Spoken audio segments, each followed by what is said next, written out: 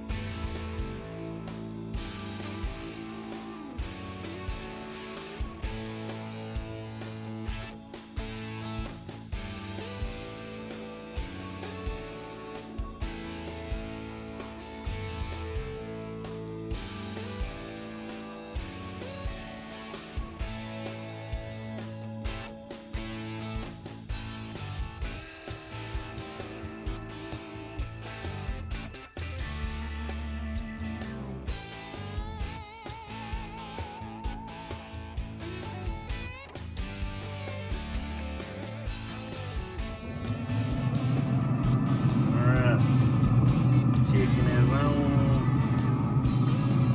My best guess about 2.5 hours to bring it up to 170. 165 safe. We go to 170 on chicken. Alright, check back in later.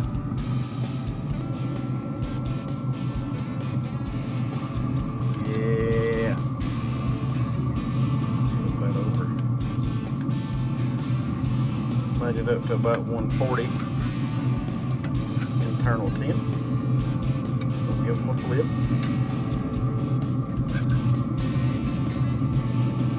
Looking good.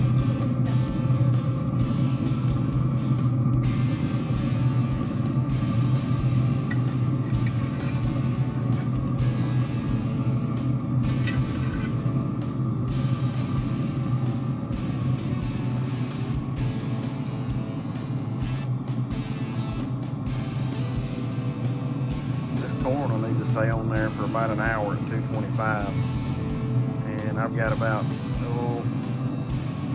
28 degrees left to go until the chicken's ready, so that's about the amount of time we're looking at. If not, I'll just, if they get done quicker, the chicken gets done quicker, I'll put a little foil over them, let them rest until the corn's done. About an hour. You can crank it up to 350 if you want to. You're not going to really mess that corn up. Alright, so you see, one more there, about ready to eat.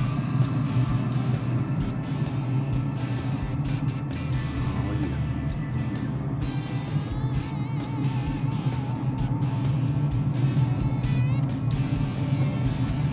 Not bad.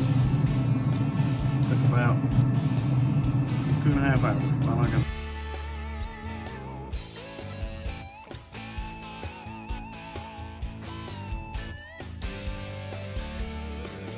corn, Amish butter, Cajun seasoning, chicken,